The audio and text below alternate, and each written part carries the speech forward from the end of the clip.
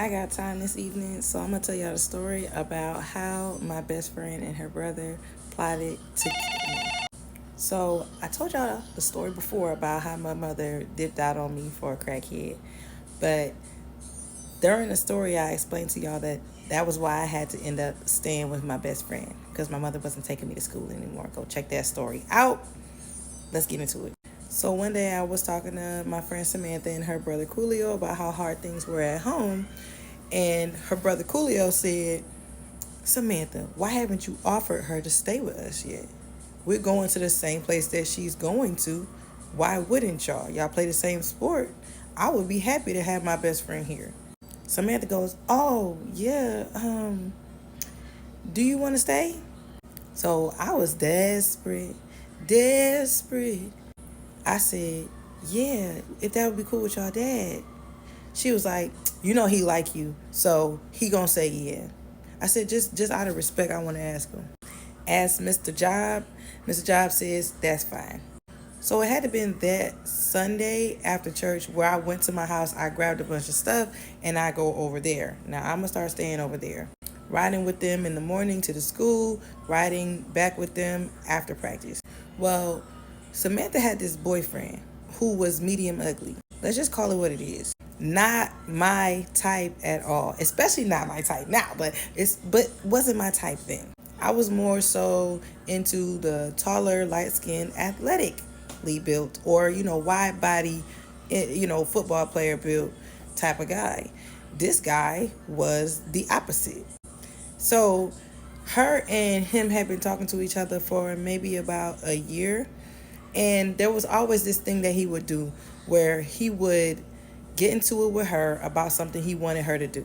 And it was always some sort of boundary that he wanted to cross with her. I couldn't stand this nigga. He was really annoying, but I was trying to support my friend. So he would be going back and forth with her about this boundary. And he would say, man, put Bink on the phone. She gonna know because she's level headed. She gonna know. She gonna tell you. You just not good at your emotions. You're just not good at this. Put her on the phone. Tell her what's going on. And then she would be like, no, I could hear her on the phone. No, I don't want to. No. He like, no, for real, because you acting crazy. So she'd be like, Bink, can I talk to you about this problem? I'd be like, go ahead.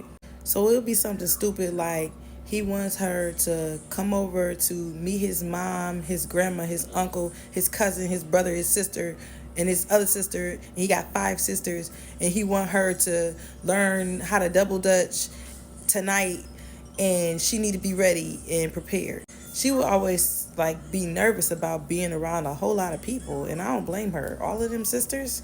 Not to mention you're saying my sisters is real strict about me. So I break the things down, and she goes, especially, I don't have nothing to wear. And that was really a concern for her. If her hair wasn't done or she didn't have nothing to wear, she would really have a problem with going somewhere or doing something.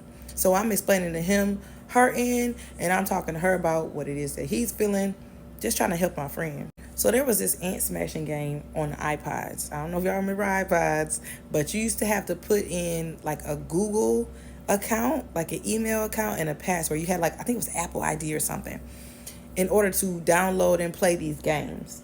So I asked her if I could, use her iPod to play these games because I didn't have an Apple account, so I couldn't download that type of game. She gives me the iPod, and I played the game a couple of times. But every time I play the game, I have to ask her for the password because she didn't want to give me the password. Okay, whatever. So I stopped asking. After a while, I just kind of hung on to it. I didn't give it back to her. I just waited on good times to ask her if I could have a password or whatever, because she was acting all pissy whenever I would ask her. It was just another thing she would do to make me uncomfortable is she would open the window in the middle of the night, and it was December. Yeah, she would be up underneath the covers, and all I had was a sheet and a pillow on the ground, and I would be freezing. One day I woke up the next morning with a sore throat. I could catch a sore throat like that. So I was definitely a little bit upset about, having the little sinus situation and everything going on. I asked her why she opened the window. She said she was burning up. So another thing she would do was complain about how much food I was eating. Now her father would buy all the food. He would buy food with the expectation for it to be eaten. Like, that's the type of dad he was. And he would buy tissue with the expectation for it to be used. If you run out of tissue, you need to tell me right now so I can get it. Don't tell me as soon as it run out. Tell me like before it runs out, in fact, so I can get something for y'all's behinds. My mom was not like that. My dad was not like that. They were very different. I was just impressed by him. One time I was hungry because, like I said, she would complain about how much I ate, so I would try not to eat as much. Now, she would not eat as much. I feel like it was something about like body, insecurities and stuff. She would like eat and then feel like it was the most positive thing for her to leave food behind. Like, she used to celebrate that. Now that I think about that as an older person, like, yeah, that was an issue with her body confidence. And she was like, I don't even eat as much as you do. Now, I am stacked. Sorry, like, I'm just stacked. That's how I was born. That's how I grew up. My body is just muscular. Like, I need food. Like, my metabolism will eat me alive if I don't eat for 2 hours at a time. So at that time, especially, I was active in sports, so I was really hungry. One morning, I was standing in the kitchen, and her dad came in, and he was like, what are you doing? And I was like, oh, nothing, Miss Job. I was just getting ready to get my stuff and go to the car or whatever. He like, you hungry? Like, you want to get some snacks out of the cabinet? Get some snacks at the cabinet. So I grabbed like one thing, and then he's like, I seen you eating that biscotti. Didn't you like that biscotti? And I was like, yeah, but Samantha said y'all was running out. He like, so I could buy some more. He said, I buy food with the expectation that it's going to get ate up. Eat that food up before it go bad.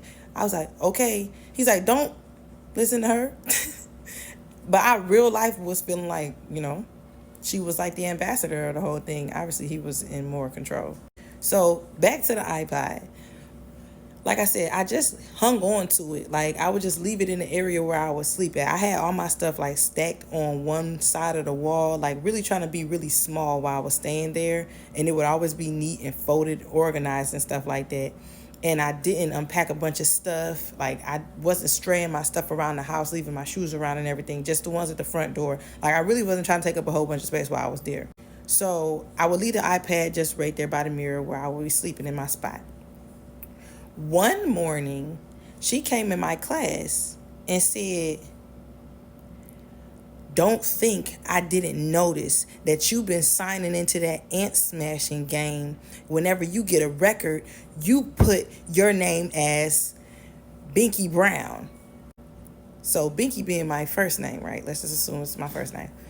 Brown being her boyfriend's last name.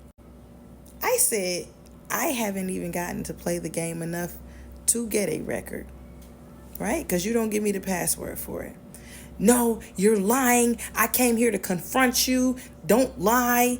I said, for real. Now it's tears in my eyes because I'm like, you don't believe me that I wouldn't just be like obsessing over your boyfriend? Like, is that what you're trying to say? At first I started to laugh and then I started to cry because I'm like, wow, what type of friend do you really think I am? Have I not shown you anything positive? So this boyfriend was in college at the time where we were seniors that year. And he was a freshman, we was seniors. What he would do was come from college on his little breaks and he would sneak into the back door or her back window and he would stay there on the weekends and on his breaks in her room because her father was so respectful of her boundaries as the only girl in the house that he didn't want to just be walking in her room, busting in her room, looking around and stuff. So she never had to worry about him going in her room and finding his boyfriend. So me coming to the house posed a problem because her dad would want to come to the door and talk more often than he usually did because he really liked me. And she felt like I was going to blow her cover with him, like literally right in the closet next to the doorway that her father is standing in. She like, he wouldn't be spending that much time right there in the doorway if you wasn't here. I'm like, what do you want me to do? So I would try to keep it short with him, but not be rude with him because I don't want her to be upset. So part 2, if I get 50 likes, I'll put up part 2. If I don't, I'm going to abandon this story and I'm going to go to the next one. You better give me 50 likes. I ain't playing.